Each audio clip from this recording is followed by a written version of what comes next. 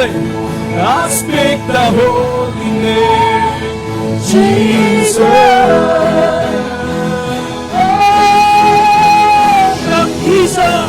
Jesus walked the mountains, Jesus in the sea, Jesus in the darkness over every enemy. Jesus for my family, I speak the holy name, Jesus. Shout Jesus to the mountain. Jesus brought the mountain. Jesus in the street. Jesus in the darkness over every enemy. Jesus for my family, I speak the holy name. Jesus. Come on, everybody, lift up our hands to Him. Your name is power. Your name is power. Your name is healing. Your name is love. Break every stronghold. Break every stronghold. Shine to the shadow. Burn like a fire. Your name is power. Your name is power. Your name is healing. Your name is love. Break every stronghold. Break every stronghold. Shine through the shadow. Burn like a fire. Oh, your name is power. Your name is power. Your name is healing. Your name is love. Break every stronghold. Break every stronghold. Shine through the shadow. Burn like a fire.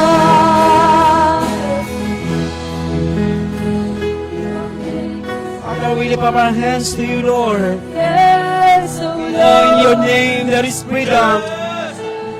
In your name there is liberty. Yes. In your name every stronghold will be broken. Every chain will be broken. Every walls will fall down. In your name every sickness and disease will be healed. In your name every bondages will be broken right now. In the name of Jesus. Oh, in your name, O Lord. Oh, in your name every knee will bow, every tongue will confess that you are the Christ and you are the Lord. You are the God of all the earth. We declare, O Lord God of our nation, O Lord God, that our nation will be free. Our nation will enter into her destiny. That you will raise up men and women that will speak out what is truth. You will raise up men and women that who are stirred up by your Spirit, oh Lord God, to move out into open, to move out from the cave, to move out and go down from the mountain, and speak your word, speak the truth. Oh God, so that every streets will be filled with the truth of your word. Even the people in the high places will be bombarded with the truth of your word. In the name of Jesus right now. Oh God, let the sound of your voice be heard in every street, from every street, oh, from every places, from every house, from every offices, even from the government offices, oh Lord God. Your voice will be heard. Oh God, right now, oh God, let your church become the very conscience of the society. In the name of Jesus right now. Oh, oh God, that there will be no more delay for our nation to enter into her destiny, oh Lord God. Thank you, Lord God, for protecting our nation, protecting righteous leaders in our nation. In the name of Jesus right now. Oh, oh, Rabayama Sikarayande Yande. Oh Lord. Oh Oh, hallelujah, hallelujah. Come on, just pray in the Spirit for a while.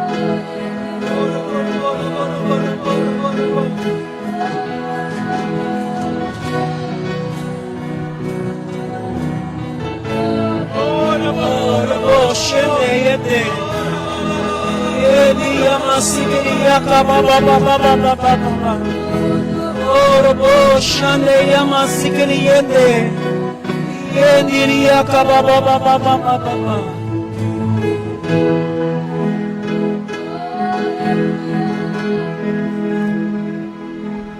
Oh, we worship you, Lord.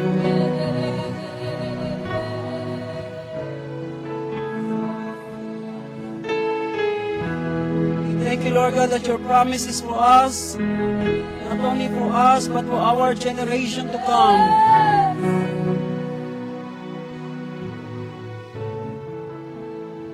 That every word that you have spoken to our nation will come into fulfillment in our lifetime. Not only in our lifetime, but to our children's children. They will have a better life. They will have a better future. They will see a better Philippines. They will see, Lord God, the peaceful streets, a peaceful city, a peaceful province, a peaceful nation, a righteous leaders. In the name of Jesus right now, we declare this over our nation. Oh, you are bigger, oh Lord, than every problem that we are facing. Oh Lord God, and we want to become the answer for your will and for your purpose upon our nation, oh God. Oh Lord, oh use our lives, Lord. Use every church. Use our boys. Oh, use everything that we have until we see this nation change. Until we see that this nation is transformed for the security of our generation, of our next generation, our children's children. Oh God, we break every strongholds of the enemy of our nation. Oh God, we bring judgment to all who are affected with these drugs and all the negative activities of the enemy upon our nation. We judge you in Jesus' name. We judge you in Jesus' name. You will no longer exist in our nation. Oh God, we thank you, Lord. That every corruption will come to an end. Every injustice will come to an end. There will be peace. There will be righteousness. There will be justice. In the name of Jesus right now. Oh, Rabashandere Yakabababababababa. Sikiri Yakabababababababa. Oro boro boro boro boro boro boro. Shendiri yakababababababababa. Ora bayama sikiri yakabababababababa. Ora bayama sikiri yakababababababa. Oh, we thank you, Lord. Oh, we thank you, Lord. In Jesus' name we pray. Amen. Amen, amen, amen. Amen. Please be seated this morning.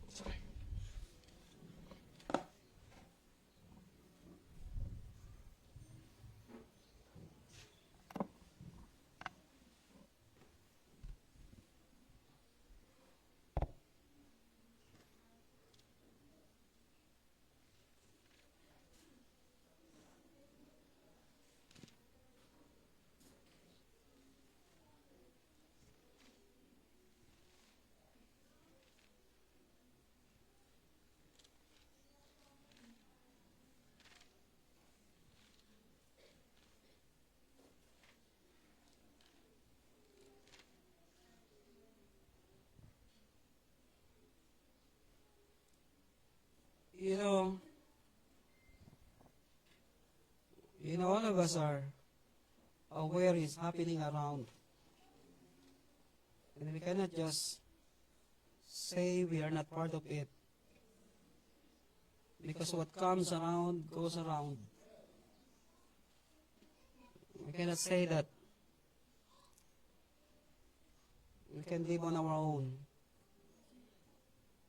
I'm not saying become political, but what I'm saying, at least we know what we need to do. At least we know what God is saying over our nation and begin to speak it. I said, begin to speak it. Begin to prophesy for it. You know, I'm not saying the very least that we can do is prayer. That's not what I'm saying. You know, I remember one of the elders of the church. Every time I share something about this is God's will, this is God's plan, he always said, you have to pray for it, Pastor. I rebuked it in front of all his people, and I said, religious people always use prayer as an excuse so that they will not do anything.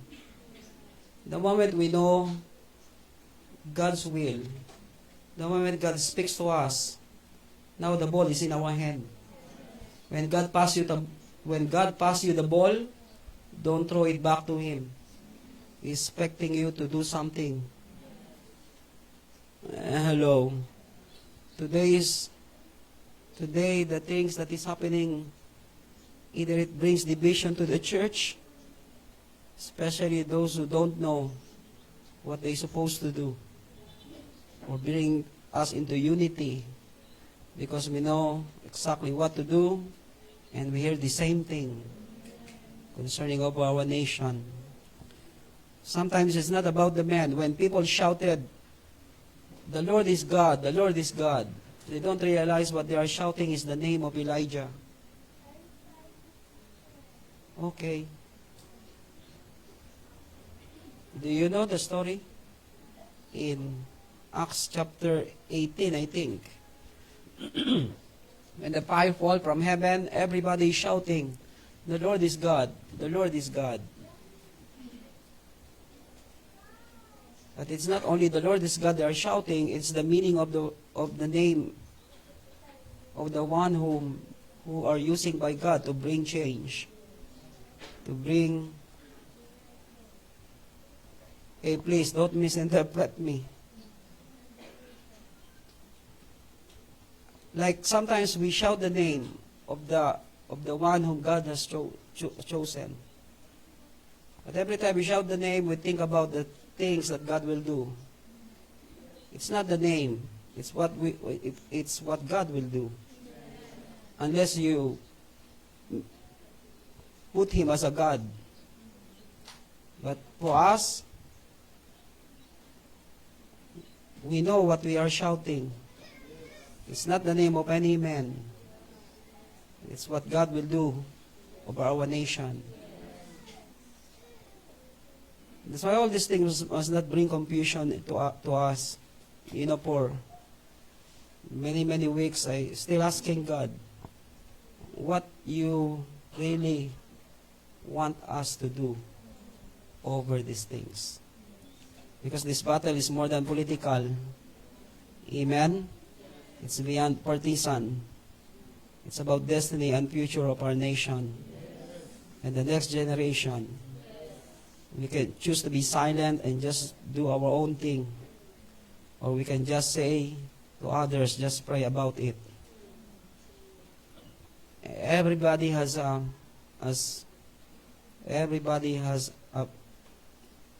what is the word? Opinion of their own. But our opinion does not matter. Our opinion has no weight in bringing our nation into destiny. That's why this battle is beyond, this battle is more than political. Amen? Okay, we can choose to be silent and just do our own thing. Pakialam natin sa kanila. As long as we have a good life. But we cannot deny what happened to our nation. Still, we can be affected at some point. Not at some point, but the whole our life. Not only us, maybe we can have a good life on our days. But how about the next generation? How about our children's children? Hello. I'm not saying go to the streets and shout. But if you see me go to the street, what you will say? Sometimes we don't know. I remember every time Dr. Tunde said, every time there is a issue in the government or in the nation, immediately go to the national television and address the problem of the nation and those who cause that problem too. If they will not stop doing it, they will go to the streets together with all his children. To pray is easy. I said to pray is easy. That's the most convenient thing that we can do. You can just pray, lock yourself into your room, pray. After you get tired of praying, eat more and pray again. But we don't realize every time God begin to move, the pattern is always God will put His word into His man. And the man must speak what God put into his heart so that it will create people movement. So that people will be stirred up by what God is saying from above. Do you think those who go to the streets are not the answer to God's will? Now you have some question in your mind. All these things are part of God's way of making things happen. Some, they are just prayed. Some are on hand on what God is doing. They are on the front line of what God is doing. But until now, we're just waiting for God. We know what is right. We know what is just. We know what is righteous. We know what is of God.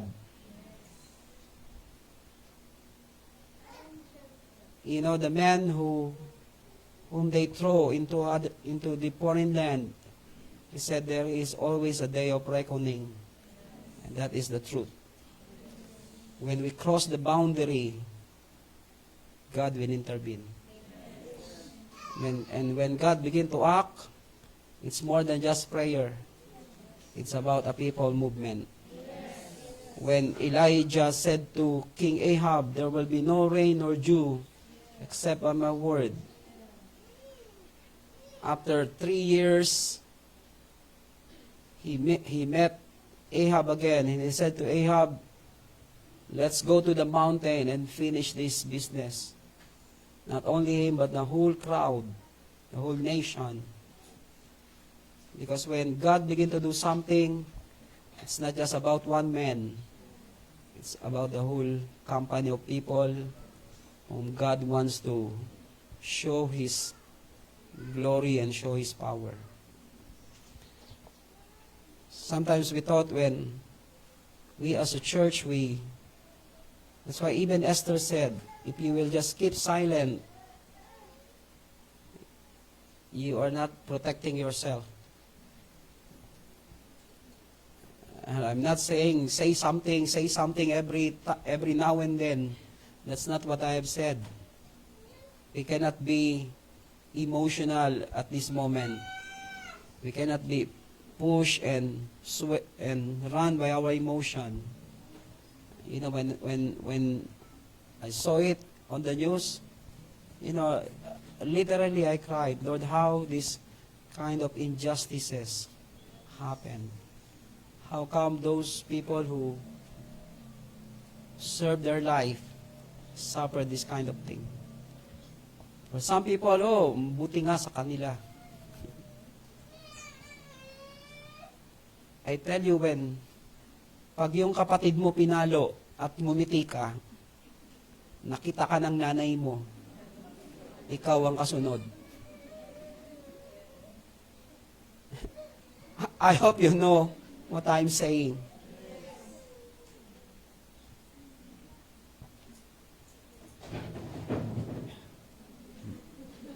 They know what I'm saying.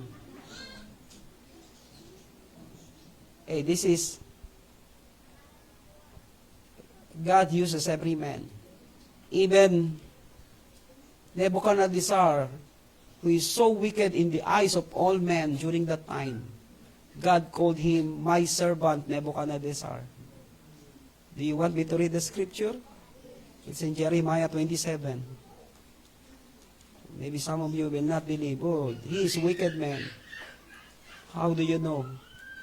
When God changes the man, He can use any man, not only whom you think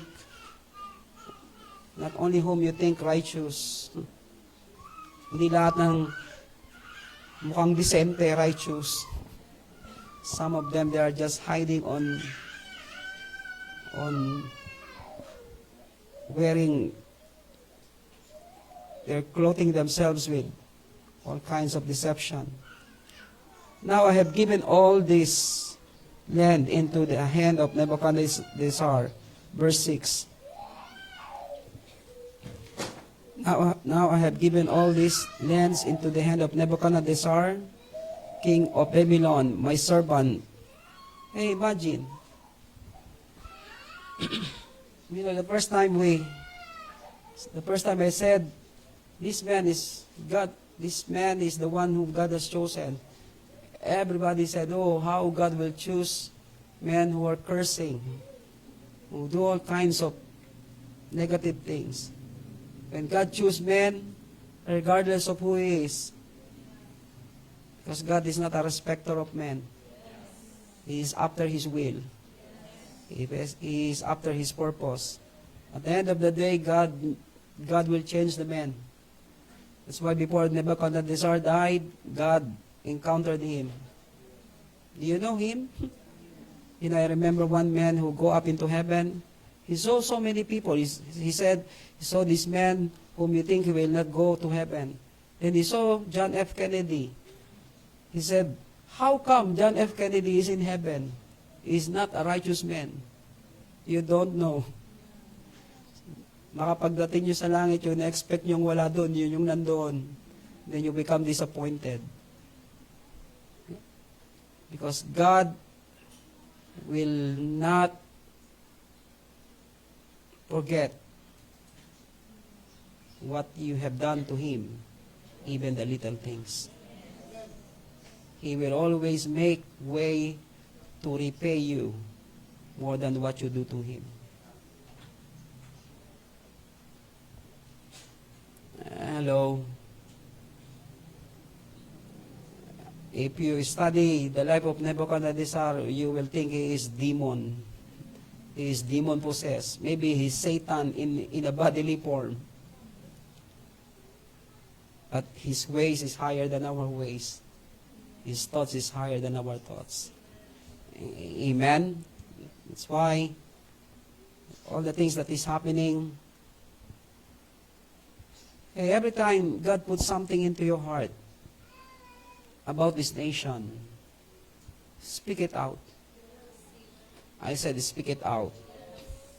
If we know this is the truth, we need to speak the truth. Shout the truth. Publish the truth.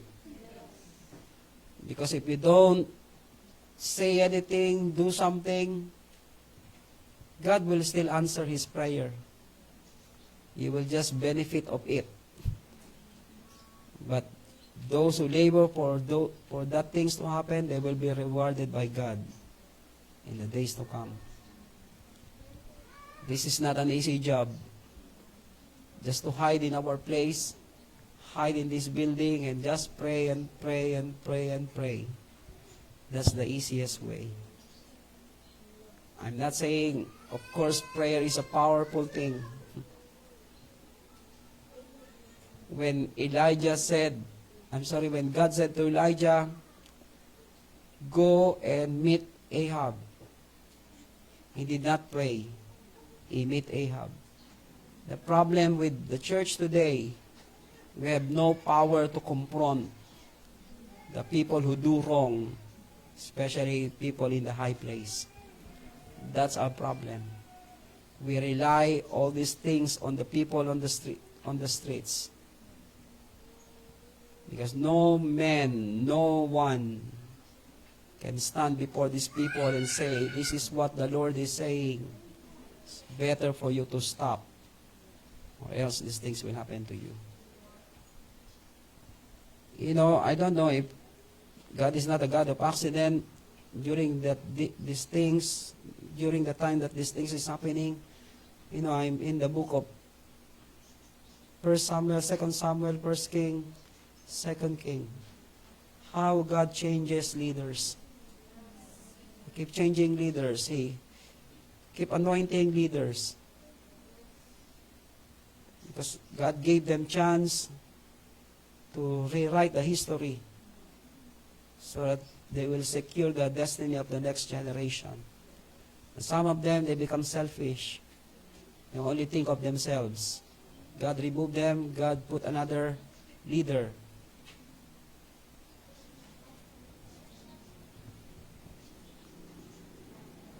You know, we always talk like we must think this way. You are not Tagalog. You are not Bisaya. You are not Muslim. You are not Ilocano. We are Filipino. We live in the same nation. We live in this nation. But the problem is if we put color on ourselves, we use these things what we call kababayan. We only have one bayan. Hello. Amen. That's why it's not an easy because we minister to the north. Hello. Sometimes I remember I speaking to them about this thing. Don't take side on these men. Everybody is looking mad at me. Because why? Because kababayan is always we choose. Because they came out from our province. But please, remove that kind of thinking. It's not because they are from Manila and we are from Manila, we will take side of them. Because we are Filipino. And we are living in this nation we call Philippines. That's why in God there's no color, no gender. All of us there's no race in God. There's only one race, human race. Amen? Are we all human? Unless some of them are humanoids. Hello? I don't know. But at this moment, we are just waiting. Amen? I write some things and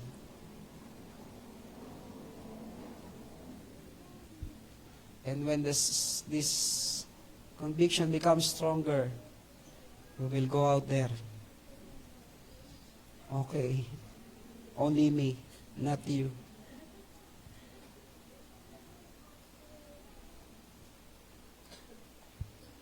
Okay. That's why others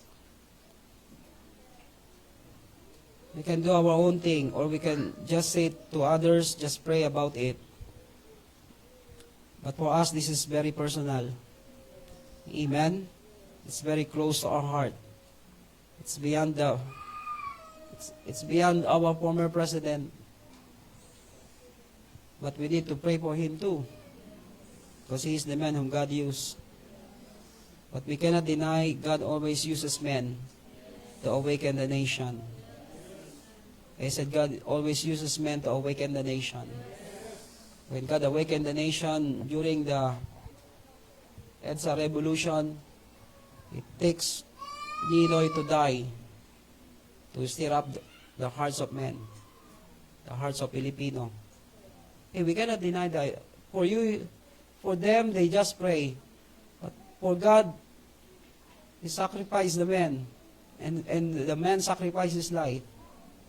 You don't know he became born again before he died? I tell you, he became born again before he died. That's why he always quote the scripture even inside the plane until he shoot behind. That's why he uses Ninoy to start a revolution to free us from dictatorship. God chose His Son to correct the mistake and rewrite the history of the past and redeem the name that is being tainted of corruption, violence, and control. We can ignore and not get involved. Why we put ourselves into much trouble? We already have our own trouble. Hello? That's why when the brothers of David saw him in the battlefield, the brother said to David, "Why you are here? Bakit ka nandito? Gusto mo lang makichismis kung anong nangyayari. Bumalik ka na lang doon sa mga tupa natin. Ilan na nga lang yung tupa mo natin. Iniwan mo pa. Baka pagbalik mo, ubus na yun, kinain na yun ng oso o ng leon." Do you read Scripture? We cannot talk outside Scripture. And we cannot use Scripture just for our own benefits, to interpret our own greed, and to interpret our own emotion. But the brother said to David, go back to our ship. But David said, "No, I'm just looking around." What's wrong of looking around here? But they don't realize God allowed David to see everything so that something will be stirred up in his heart. Sometimes God allows you to see things, the injustices, the corruption, the violence, the negative things that is happening, not for you to have a sightseeing of it. There must be something that will be stirred up in your heart to fight this thing, to stop these things, to say something about it, so that all these things will come to an end. But for some people, they just looking around and it's like they are enjoying everything. Do you think God allow you to see all these things just to laugh and just to pray to God, "Lord, I pass you the ball"? It's up to you. If you carry the Spirit of God, every time God is doing something, your heart will be stirred. Hello? I don't know what stirred you. I hope what stirred you is to see righteousness, to see corruption to come to an end, to see these injustices come to an end, to see unity, to see peace, to see the hand of God moving in our nation. Amen?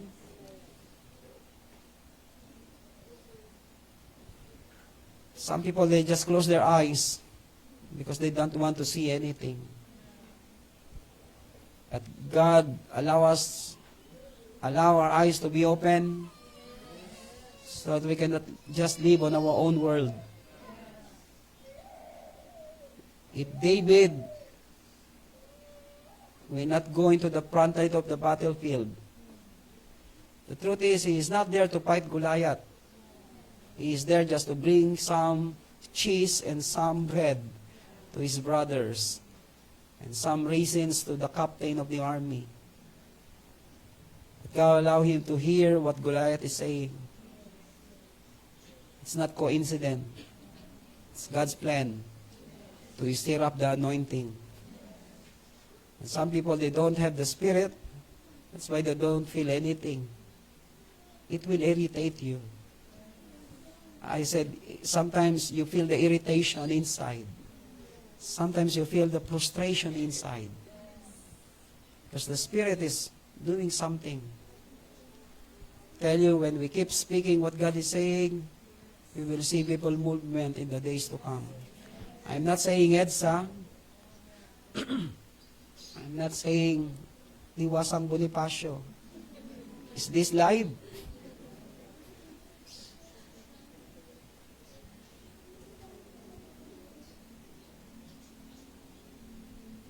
Let's just put these things in this way. We pray, and God begin to answer the prayer. How He will answer the prayer? It will just bigla na lang bang babagsak? Then suddenly they wake up in the morning, they will change everything. No, it's not that way. God will always use His men. He uses masses. He uses people. We don't know how it will happen, but surely it will happen. And it will happen. We don't want to be just watching. We want to get involved with it. I said we want to become part of it. Amen. When he became president, we are not just prophesying. We are involved with it. We talk to others. We speak to others. Every time I go to other church, I speak about it. We go to the streets. We go to some of the meetings. Why? Because it's not just about praying. When God begin to answer, when we want to become the answer to our prayer. Don't wait for the answer. Become the answer. I said, become the answer. Dadaling kita sa liwasan. It's not about just, I don't know, but let's just wait. Amen? Because for sure God will move. Amen? Then these things happen again. Amen? God choose this man so that he can rewrite a history. Amen? Correct the things that happened in the past. But so many people said he did not take that millions of opportunity that God gave to him so that he can correct the history.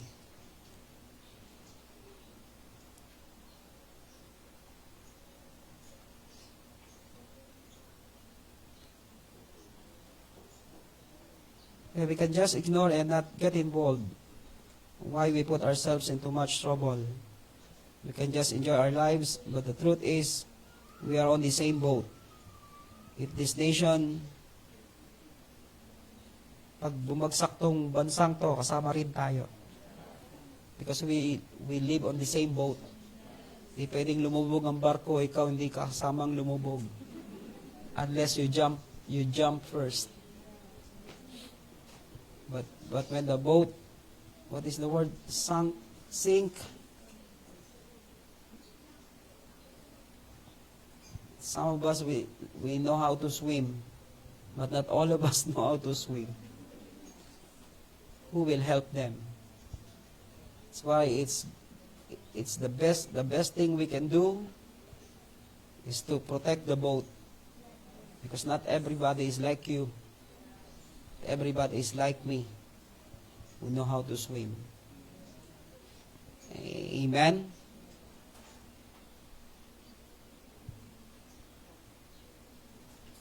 We are the salt and we are the light. Salt, we are working behind. It's our prayer. Amen? But we are also salt, light. Meaning we must know how to work visibly. As we are the church, the very conscience of our nation and our society. All truth are parallel. The reason why all these things happen in the natural, because something is wrong happening in the spirit world. This word betrayal, it's happening in the church. That's the reason why it's happening in the government. Okay. How we can say to the nation, don't betray one another. If we are Christians, we betray one another. That's why Peter said, before we cleanse other people's backyard, clean our own backyard first. The church is having this kind of spirit, carrying this kind of spirit of betraying one another. They don't have covenant relationship with one another. Greed is also in the church. God already gave them 10,000 people. Sometimes it's no longer about saving souls. It's about reputation and being the one who have the biggest church and outnumber every church. Greed is dangerous because we always want more of the same thing that we already have in our life. And look at so many churches, they have already this and they have already that. Why don't we train our people to become somebody in the spirit realm and know how to push back the works of the enemy?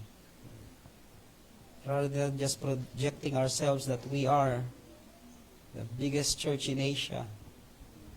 No, we must become somebody in the realm of the spirit. Amen?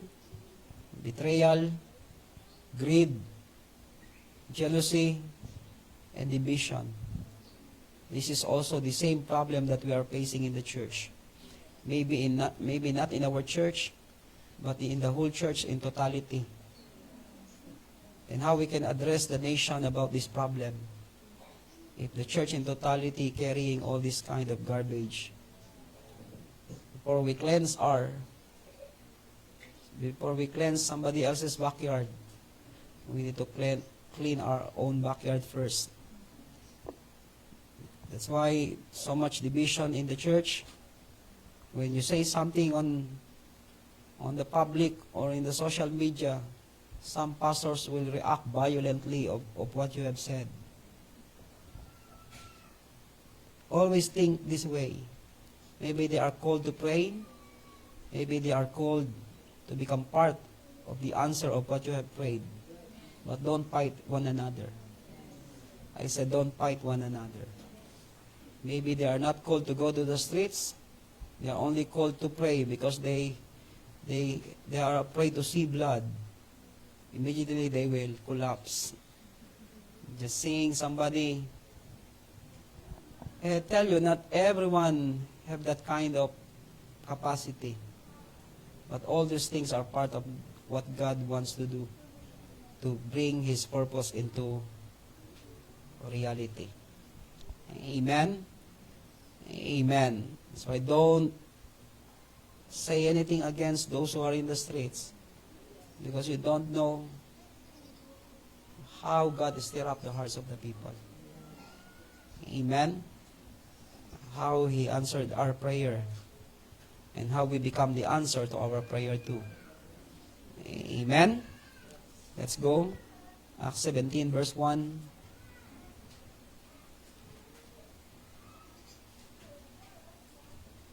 That's why when somebody said, the best way we can do is to pray, I hold my peace. You know why? Because I know who we are. Some people, they don't know who they are. Because we don't go to any politician just to ask for something. We can say anything we want to say and we need to say. Because we don't ask any favor with anyone.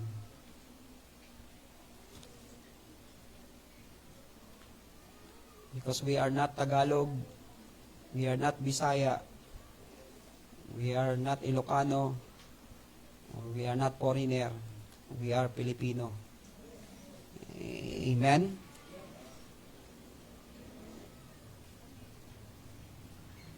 Hallelujah.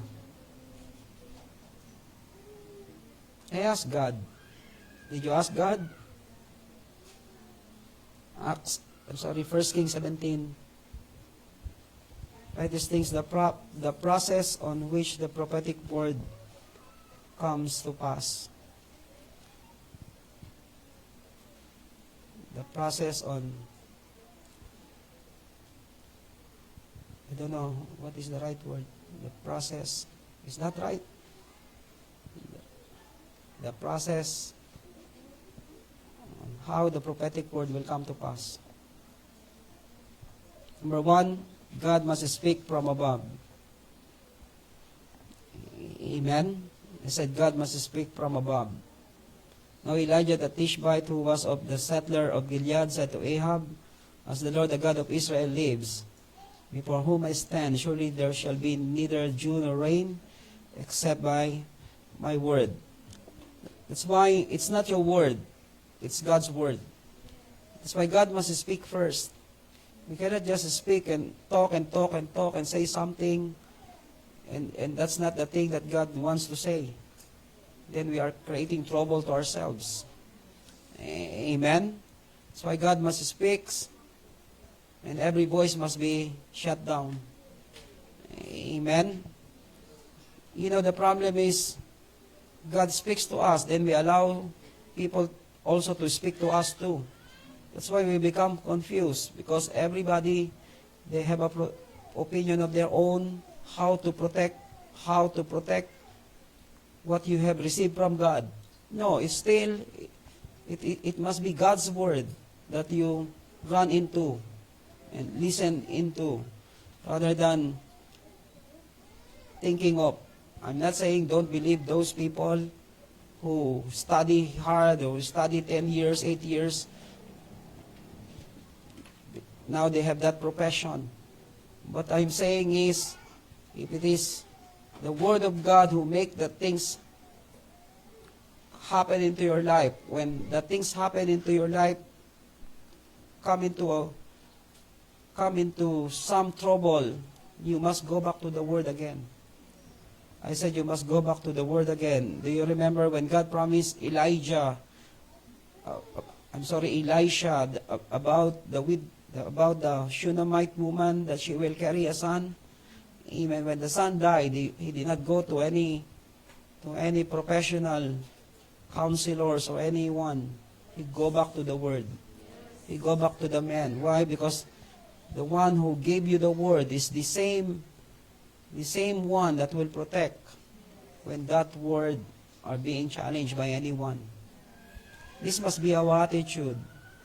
I said this must be our attitude, because you will pray and God will answer your prayer, and the enemy will not give it to you easily. You must know how to fight, and the best way to fight what God had given to you is to always go back to the Word. Go back to the Word. Always use the Word as your protection. Always speak the Word as your weapon of warfare against the enemy who tried to destroy what God had given to you.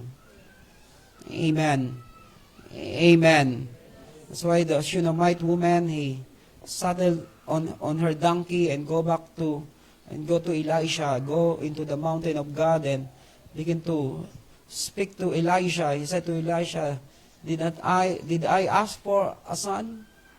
Did I ask for a child? Did I say to you, do not deceive me? But Elisha said, let's go and wake up your son.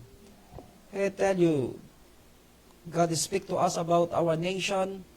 We must go back to what He had said to us. And out of what He said to us, we speak about it, we talk about it, we prophesy about it. We can go to the street about it.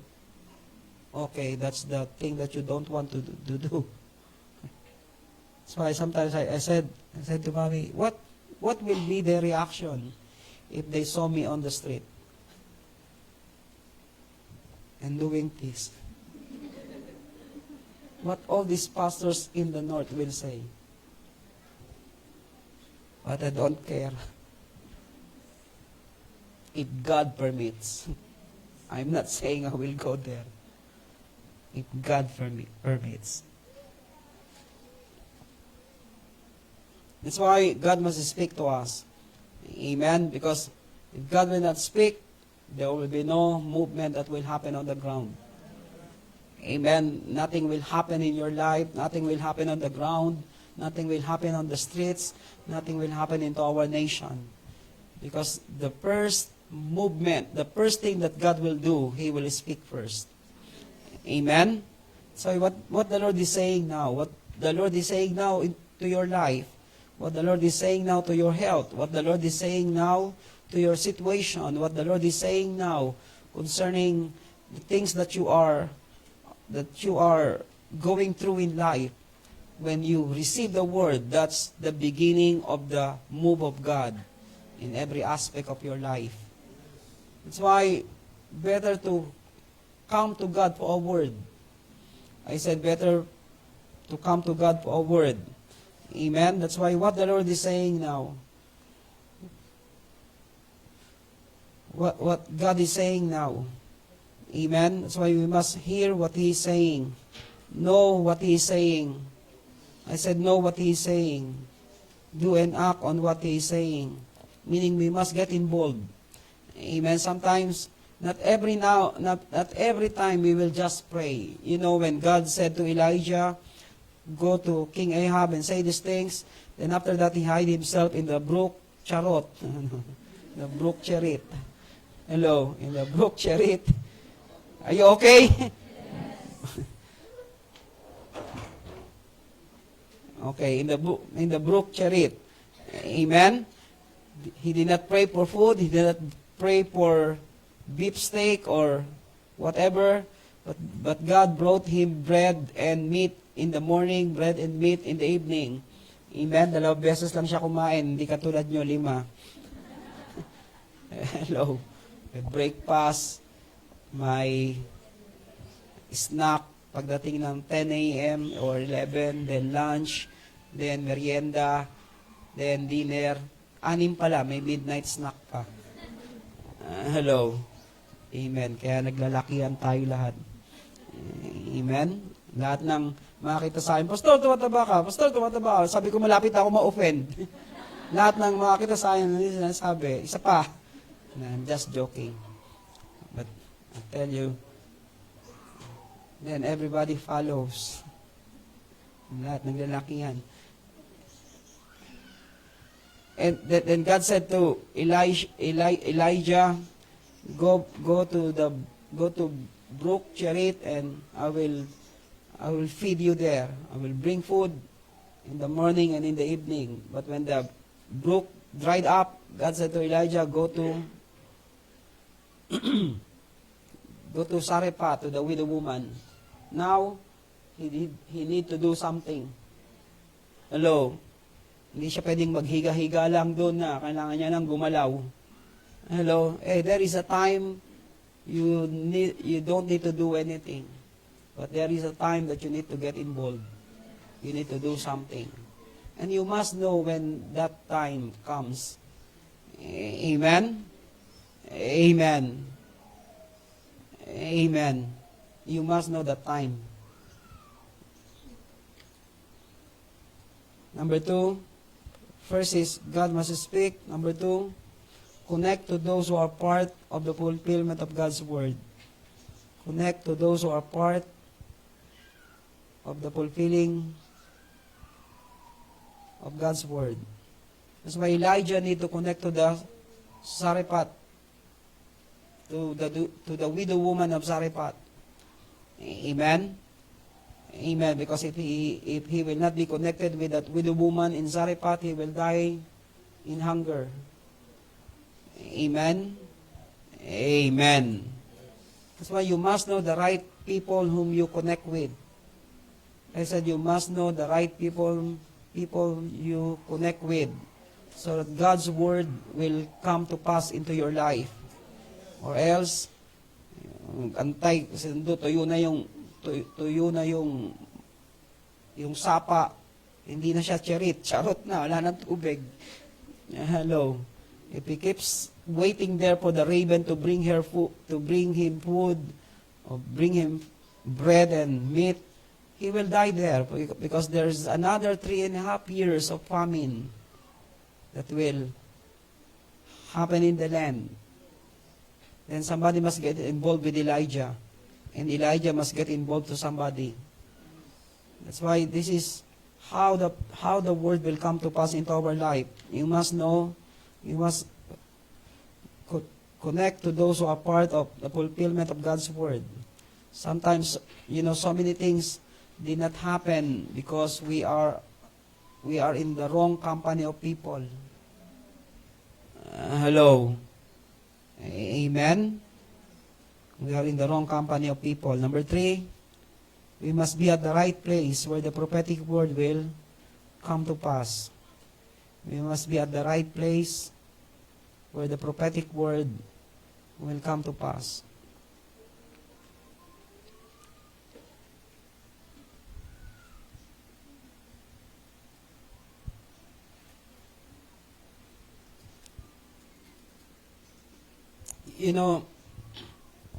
Before Elijah said to King Ahab that there will be rain, there will be rain that will come. He brought the whole nation into the mountain of God. Amen. Elijah contended with these people who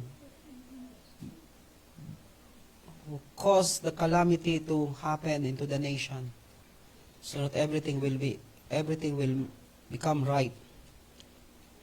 That's why the right place is where God will begin to move. The right place where God will begin to show His word. To show His glory and His power. When EDSA Revolution happened, we become famous to the whole world. It become a precedent to all. Everybody admired Filipinos because people become united and throw the dictatorship. Hello. People are set free from violence and from what we call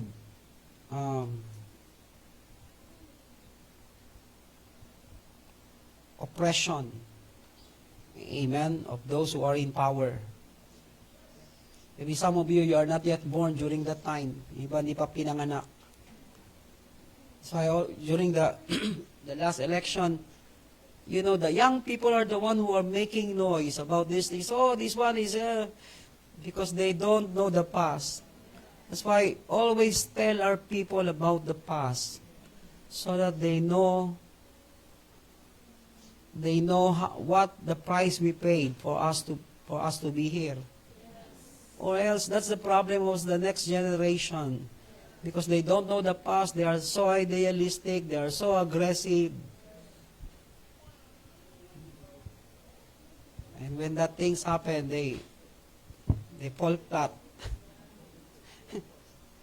Where are those people who keep saying, it's like in the days of Jesus, they say, oh, make Him Lord, make Him King.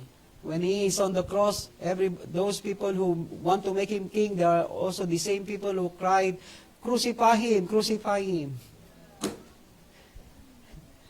That's why you don't become so confident of people around you. Because you don't know who is who in the days to come. Some of them are shouting good today. Tomorrow they will be shouting to crucify you and put you to death.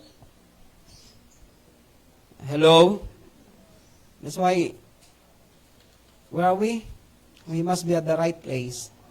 Amen. Number 4, maybe we will talk about these things in the other day, in the other time.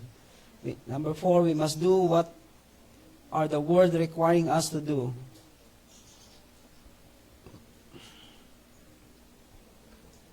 We must do what the word requiring us to do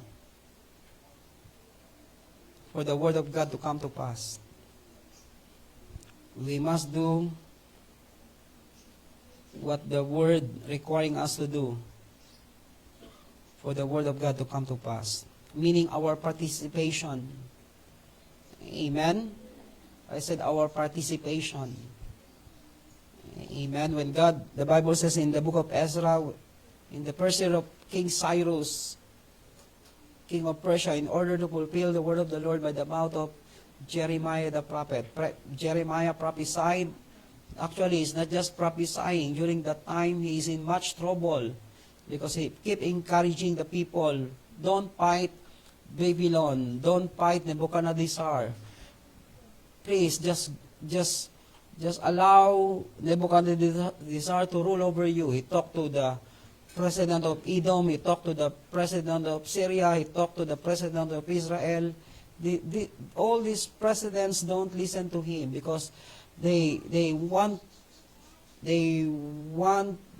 thought that God will fight for them. No, this is God's will. Hello. Then he prophesied in Ezra chapter 1, the Bible says, God stirred up the hearts of Cyrus, king of Persia, in order to fulfill the word of the Lord by the mouth of prophet Jeremiah. Not only the people in the high place, but people on the streets, people on the ground, God also stirred up their hearts. Amen. And they begin to become participants to fulfill God's word. Amen. Hey, what is your participation? What God requires you to make the word come to pass? Amen. When God said to Elijah, go to Ahab, say to him, I will send rain after this event. He did not just say, he said there will be rain. He said to King Ahab, run fast, go ahead of me because the rain is coming. Hello, are you listening? The Bible says he prayed. That's the time for him to pray. Amen. Because that's the thing that he don't need to speak. Rain, rain, rain, go away. Come again another day. No, that's the time for him to intercede and begin to change the atmosphere. Charge the atmosphere of what God will do. Amen. That's why what God is requiring you, what is your participation for the word of God comes to pass into your life? Amen. Into our nation, into our family. Then the last point, we must know the timing of our response. We must know the timing of our response and the process we go through until the promise is fulfilled. We must know the timing of our response and the process we go through until the promise is fulfilled. So every time God speaks, we must know the timing. Amen. How we will act on it. Amen. You know, religious people, when God speaks to them, they keep praying. Ano nang ginawa mo sa sinabi ng Diyos sa'yo? Pastor, I'm still praying for it. God said, I will, naalala ko yung iba, alam ko, kalooban ng Diyos, makarating ako ng Malaysia, mga pastor. Sabi ko, ano na ang kalooban ng Diyos sa'yo? Still praying for it. If you keep still praying for it, it will not happen. God already passed you the ball. You must shoot the ball. Hello. Sa basketball, pag pinasa sa'yo yung bola at di mo sinut, pinasa mo uli sa iba, tapos ka na. Ilalabas kita. Hello. Pinasa sa'yo, tinapon mo sa labas. Why? Because you don't want to become responsible. You don't want to be, ayaw mong masisi. Yung iba ganon.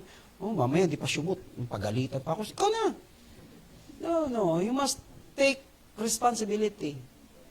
Those who played basketball, you know what I'm saying. Hello. Pag di ka pinapasahan, galit na galit ka. Pag pinasahan ka, mo na may tira kasi natatakot ka masabihan. You must know your participation. And you must know the timing. Pinasa sa'yo, hindi naman timing i-shoot. You must know the timing. Amen. We must know the timing of our response and the process we go through until the promise is fulfilled. You know, young people, this is the time for you to, know what God is saying in our life, in your life. Amen. Don't sell your birthright to any other thing. Amen. All of us here. First,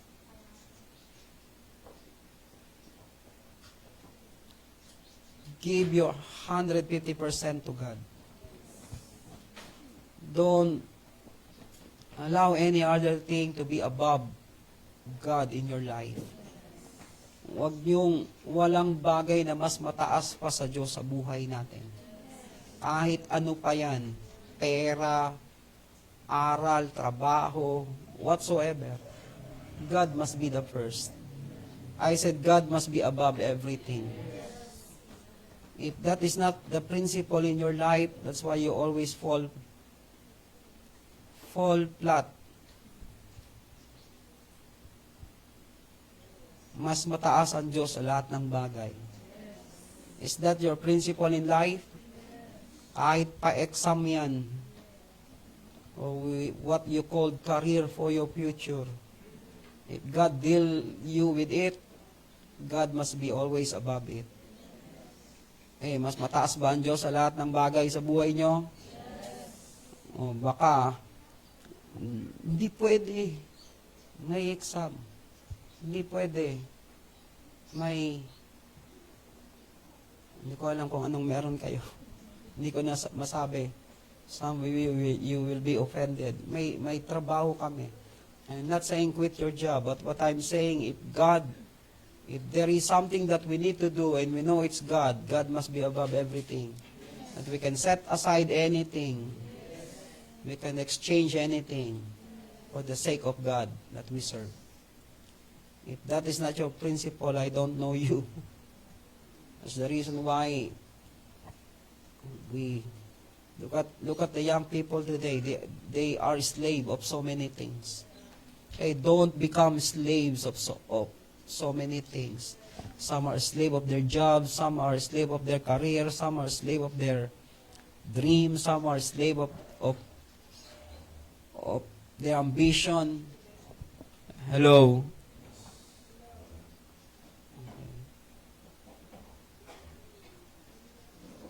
Okay.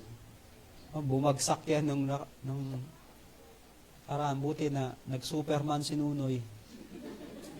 Tawag doon, yung mabilis tumakbo. The Flash. Shh! Boom! Bagay, mag-aang lang naman siya. Sabi niya, laki na ng tiyan ko. Paano pa yung tiyan namin? Don't talk about your... all of us will be offended. Paano pa pag si Beck ang nagsabi, malaki tiyan niya, patay na tayo lahat. Ano na tayo? Lobo? I'm just joking. But that's the truth. Better to shut your mouth. Where are we? And we must know the timing. Amen. God must be above everything.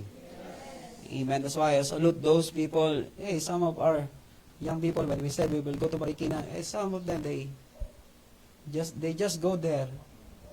Mom absent. Lunes na Lunes, absent. Hey, God is above. I tell you, God will honor your response to God. If you honor Him, He will honor you. If you obey Him, one day He will obey you too.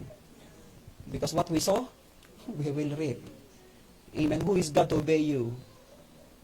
But He will do it to honor you. Because you honor Him. Hello, but some people, hindi pwede. Hindi pwede. Tapos gusto mo lahat pwede sa Diyos. Tell you, shame on you. Hello. Sorry.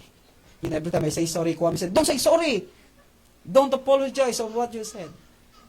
I said to him, no, it's not I'm apologizing. It's just let them know that it's not the way. God must be above everything. If you have that kind of principle in your life, I tell you, God will always honor you. Amen? Even if you lose all those things, God will restore it to you 7 times. Pero kung lahat ng bagay tinatago mo sa Diyos, iniingatan mo, na huwag pakialaman ng Diyos. Hello, hindi ko alam kung sino ka. Hello. Tell you, you cannot go farther. Hindi ka makakalayo. So I tell you, God honor those who honor Him. Amen? Clear? That's why timing is important. Let's all stand. You know, I really upset of what is happening.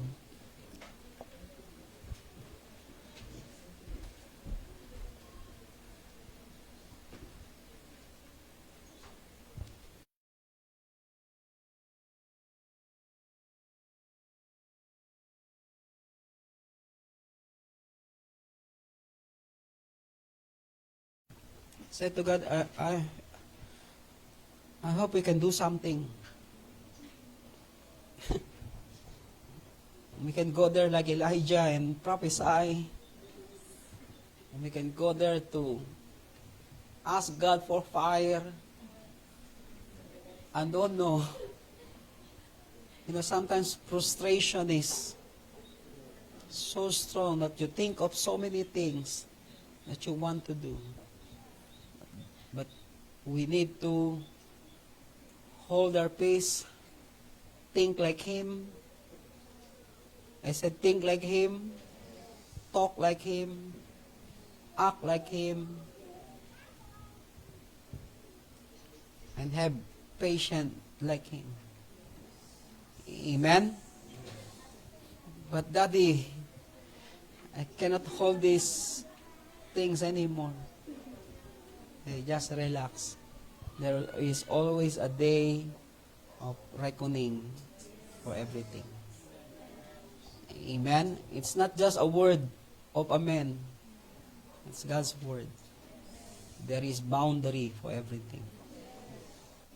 The man is old, and yet still he can think of that kind of word. Not because he is thinking of vengeance, because that's the truth. It's in the Word. Do you believe it's in the Word? There is boundary for everything. There is boundary in everything under the sun. There is a day of reckoning. Because when we cross the boundary, when men cross the boundary, God will intervene. That's the time God will intervene. When enough is enough, only God can act on something on the ground. I tell you, we will be all happy on it. Amen? Father, we thank you right now. We thank you, Lord, that we want to see first the church will become united. We know that sometimes we think that we thought that this is how you will answer our prayer. But you have a different mind of your own, how you will bring it into fulfillment. Maybe some of us in the body of Christ, some of us we will just pray. But some of us will keep speaking and speaking and speaking, prophesying and prophesying and influencing people of what God had said.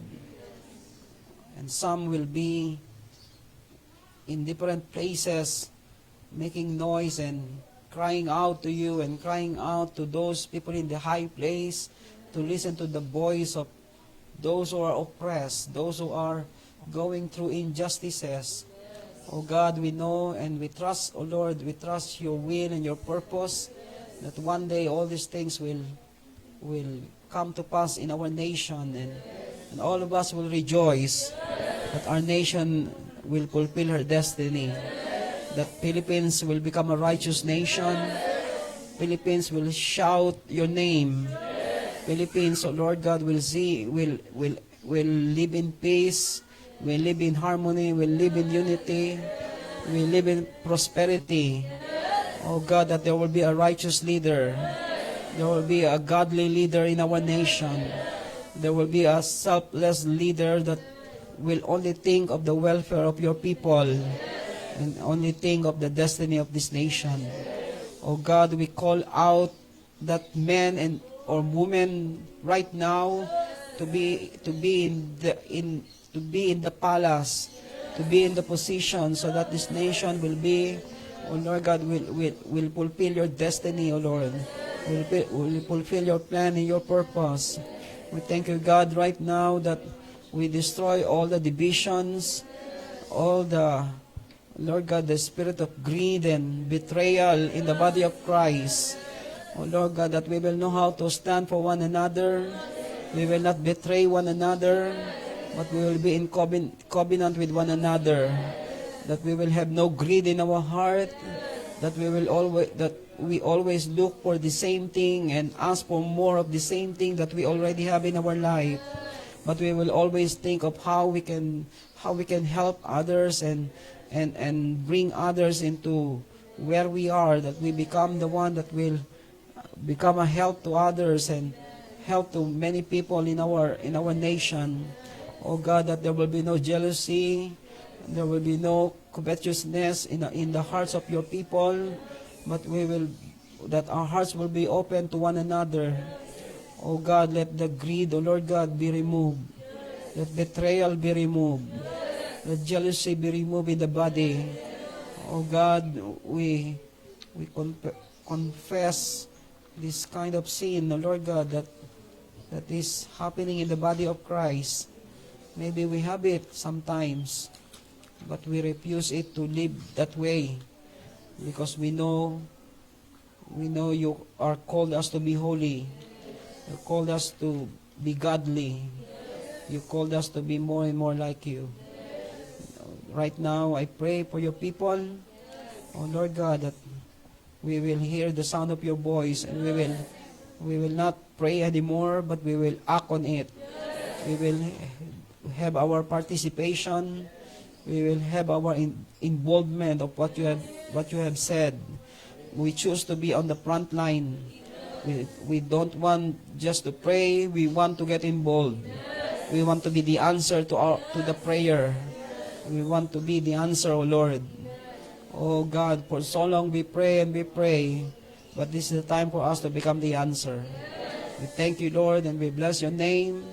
Bless your people. Bless all the works of their hand. Those who are sick, be healed in Jesus' name. Those who have need, meet their needs, Lord, in the name of Jesus right now. We thank you for all the provision. Thank you for your blessing. Thank you for your hand of protection right now. Oh, I pray in the name of Jesus, you will be protected. Oh, you will be protected. You will be blessed in every side. Oh, you will be blessed in every side. You will be blessed in all your dealings and multiply all the blessings. In Jesus' name we pray. Amen. Amen. Amen. Amen.